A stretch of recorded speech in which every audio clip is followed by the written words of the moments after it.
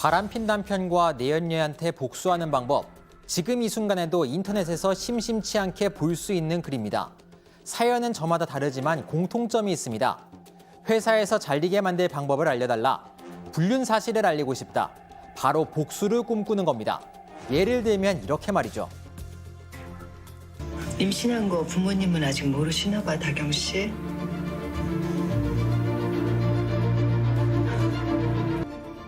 임신이라뇨.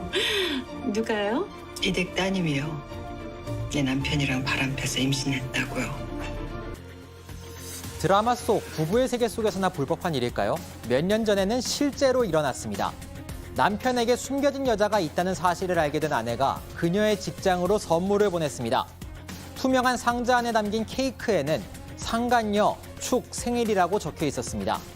공개적으로 망신을 당한 내연녀, 위자료를 요구하는 아내와 법정에서 한판 붙습니다. 결말은 어떻게 됐을까요? 오늘 사건 엑스파일에서는 불륜 사실을 함부로 폭로해서는 안 되는 이유 한번 알아보겠습니다. 자, 불륜 복수. 또 불륜 복수의 또 끝판왕하면 그 청춘의 더 드라마. 거기 김수현 작가가 아주 딱 그 제일 첫 번째로 꼽은 그 명대사가 널 부셔버릴 거야 이거. 기억나요? 심은하 씨가 네, 심은하 씨가. 어우, 저 어릴 때였고 근데 사실 저는 제가 보진 못했고 이제 어머니 아버지가 보는 걸 그렇구나. 옆에서 이렇게 본 정도여서 그러니까. 유명한 대사 정도만 그러니까 알겠습니다. 널 부셔버릴 거야. 와 진짜. 아니 근데 그 박지훈 변호사님 화요일 날 출연하는 우리 박지훈 변호사님은 내가 백상을 이혼시켰다 뭐 이런 얘기를 하시더라고요.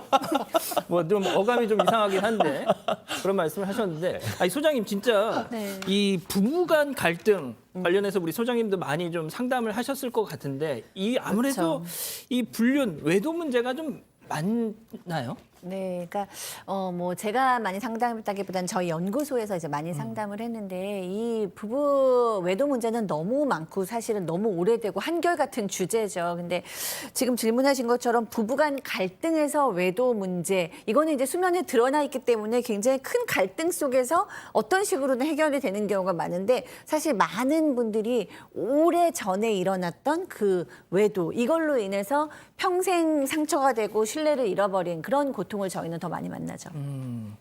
자, 그렇다고 말이죠. 방금 홍 기자가 소개한 그 사례, 그러니까 내연녀의 직장에 찾아가서 그 케이크를 내연녀 뭐 이런 식으로 그렇습니다. 생일. 야, 이거는 진짜 너무 지금 나오고 드라마에서도 있잖아요. 예. 나오기 어려운 그러니까요. 상황이 실제로 일어났습니다. 사실 이 부부가 처음 만난 건 2007년이었어요. 처음에 자녀를 2명 낳았고 2015년부터 문제가 좀 생겼습니다. 가정 아니 불화가 잠깐만요. 생겨서. 죄송합니다. 그 지금 박스가 투명인데 그렇습니다. 실제로도 저랬어요? 실제로도 절에서 판결문에 저렇게 투명하게 볼 수 있게 박스를 냈다 저렇게 적혀 있습니다. 실제로 그래서 가정 경제가 나빠져서 별거를 했어요. 그런데 이혼하진 않은 상태였습니다. 뒤에 설명드리겠지만 별거한 상태였는데 남편이 새로운 여성을 만나게 돼요. 그런데 이 사실을 2년 뒤쯤에 여성이 알게 됩니다. 아내가 알게 돼서 이 사실에 대해서 본격적으로 대응을 하기 시작하죠. 네, 그리고 제가 이어서 설명을 드리면은 일단 남편 별거 중이지만 법적으로는 부부였단 말이에요. 그래서 이제 남편에게는 이혼 소송을 내고 이 남성과 만나던 여성에게는 손해배상 청구 소송을 겁니다. 이게 남편 자신의 혼인 관계가 있는 남성과 만났기 때문에 보통 이제 상간녀 소송이라고 하는데 상간 관계에 있는 사람에 대한 손해배상 청구를 했던 거고요. 당시 이제 이 여성이 보낸 문자 메시지를 보면은 해당 여성에게 그 상대 여성에게 당신이 내 딸 앞에 나타나지만 않았어도 내가 이 정도는 안 했다. 어떻게 내 딸에게 그런 충격을 줄 수 있느냐. 그래서 내가 이렇게 한번 내가 어디까지 하는지 한번 두고 보자. 이런 식으로 이야기를 했는데요. 그 뒤에 3주 뒤에 이 상대 여성의 회사로 케이크를 보냈습니다. 아까 나온 그 그림처럼 이 투명한 케이스에 담긴 케이크였는데 거기에 상간녀 땡땡 축 생일 이름까지 적어서요. 이게 회사에 딱 왔으니 사람들이 보고 아니 무슨 어떤 단어인지 알잖아요. 이게 그렇죠. 그럼 무슨 일이 있었겠구나 다 알게 된 거죠. 그리고 이 상자를 열지 않고도 보일 수 있기 때문에 회사 내에서 이제 수근수근 되면서 소문이 퍼졌던 거고 케이크를 보낸 지 9일 뒤에도 또 문자를 보내서 나는 충분히 기회를 주고 있는데 너가 이렇게까지 하면은 나는 어쩔 수 없다. 이런 식으로 이야기를 했던 겁니다. 자, 저는 이 사안 관련해서 우리 가족 여러분들 생각도 좀 궁금한데 보시고 어떤 뭐 입장이 있으시면 좀 채팅창에 올려주셨으면 좋겠습니다.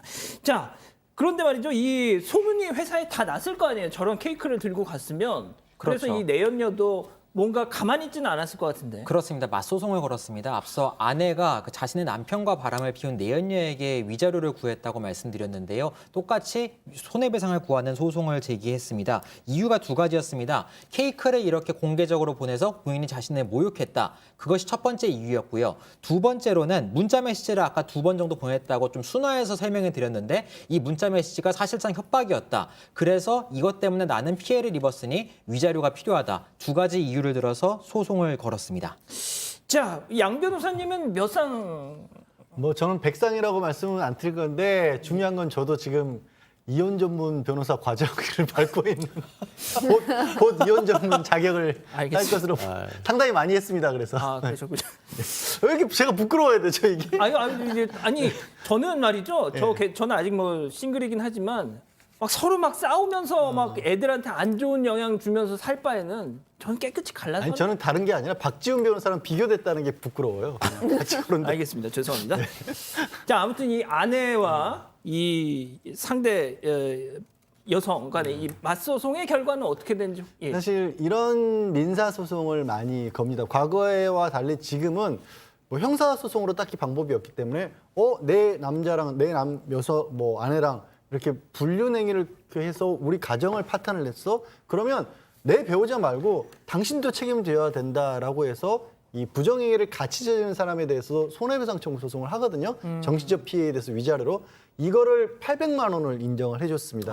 그리고 아까 그런데 대신에 이 복수를 했잖아요. 아내는 입장에서는 예. 아내는 복수도 하고 문자도 보내서 겁도 줬다. 그렇죠. 이 부분도 민사소송을 제기를 했는데 모욕이 된다라고 봤어요. 상간녀라는 표현을 남들이 다 보게 된 게 이게 어찌 보면 부정행위를 했다라는 어떻게 보면 사실관계에 대한 그런 내용이 될 수도 있지만 이 표현 자체가 감정적인 거라고 봐서 이건 모욕에 해당한다. 그래서 100만 원을 했는데 그렇게 따지면 뭐 불륜의 대가가 훨씬 더 컸던 셈입니다. 민사소송으로는. 아까 협박도 하나 또 얘기도 했지 않습니까? 예. 근데 문자 메시지가 뭐 끝까지 뭐 괴롭혀 주겠어 이런 정도만으로는 협박 정도에 이를 정도는 아니다. 그러니까 이 정도는 무섭지 않다라고 본 거예요.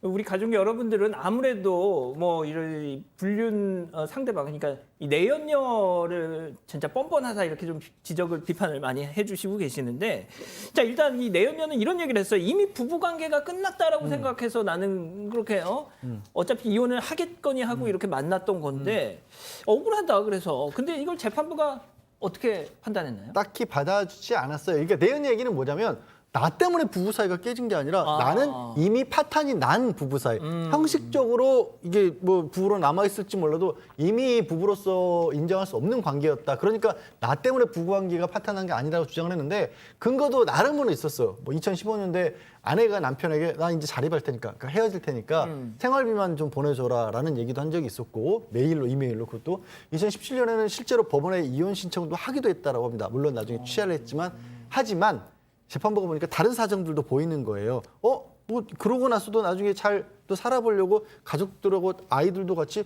해외 여행도 다녔네. SNS에 남편이 뭐 사랑한다고 이벤트까지 했네. 허허. 이런 것도 보면 사실 가정불화라고 하는 게 그렇지 않습니까? 요즘은 그런 말은 안 통하지만 부부 사이를 깨기가 그렇게 쉬운 일은 또 아니거든요. 불화가 있었다고 해서 이미 저 남자는 이제 아내랑 싸웠으니까 나랑 마음대로 해도 돼 이렇게 생각할 수 없다는 거죠. 그게 법원의 내용입니다. 이번 판단에. 자, 불륜녀 주제에 고소를 해 반성을 해야지 뭐 이런 말씀도 해주시고 계시고요. 자, 소장님 이런 저는 그러니까 당연히 내 배우자가 누군가와 이렇게 바람이 난다. 그럼 거기서 오는 스트레스, 배신감 뭐 얼마나 이 정신적 이 고통이 크시겠어요. 그래서 그 오죽하면 복수를 해야겠다라는 생각까지 할까 싶은데 그렇죠. 저는 좀 이게 법적으로는 문제가 될 수 있을지 몰라도 정서적으로는 이해는 가요. 그럼요. 정서적으로는 당연히 이해가 되죠. 그런데다 또 개인 대 그냥 연애할 때 개인 대 개인의 문제가 아니라 사실 이 부인 입장에서 아이들이 있다거나 그러면 이번에 우리 사례도 그렇지만 내 아이에게 준 상처 내가 용서할 수 없어. 이렇게 얘기를 하나는 또 엄마까지 아내이면서 엄마가 되고 나면 그 마음은 사실 뭐 복수를 하고자 하는 마음은 충분히 이해가 되죠. 네, 그런 면에서는 굉장히 좀 복수 심리가 또 이해가 되고요. 사실은 아까 앵커께서는 내가 결혼을 했다가 뭐 서로 싸우느니 이혼을 하겠다라고 얘기를 하셨는데 많은 미혼들은 그렇게 얘기를 해요. 하지만 결혼을 막상 하고 나면 이혼이 그렇게 쉬운 문제가 아니거든요. 왜냐하면 가장 큰 어려움은 아이들이 받는 상처가 가장 큰 어려움인 거예요. 그러니까 이런 것으로 봤을 때 이 여성이 내가 복수하고 싶다는 마음은 충분히 이제 이해는 되는 상태죠. 자, 변호사님, 저 이거 하나 좀 여쭤볼게요. 지금 우리 가족 여러분들도 그 질문을 좀 해주시는 분들이 몇 분 계신데 법에 저촉되지 않는 선에서 복수할 수 있는 방법. 소송을 하셔야죠. 아니, 그거 그러니까 말고는, 제가 찾아보니까 말이죠. 이런 게 있더라고요. 그러니까 상대방이 근무하는 학교에 학교 법인 이사장 앞으로 진정서를 제출한 경우, 또 불륜 당사자 가족에게 알린 경우에는 전파할 가능성이 인정되지 않아서 면책된. 그거는 형사 사건으로 처벌받지 않을 수 있다라는 얘기입니다. 무슨 얘기냐면 가족이라면 만약에 이런 거죠. 내 뭐 가정입니다만 내 자녀가 내 부모가 누군가 부정행위를 저질렀다고 해서 밖에 나가서 우리 가족인데 이런 나쁜 짓 했어라고 떠들고 다니지는 않을 거 아니냐. 그러니까 그걸로 형사처벌은 못 한다는 얘기인데요.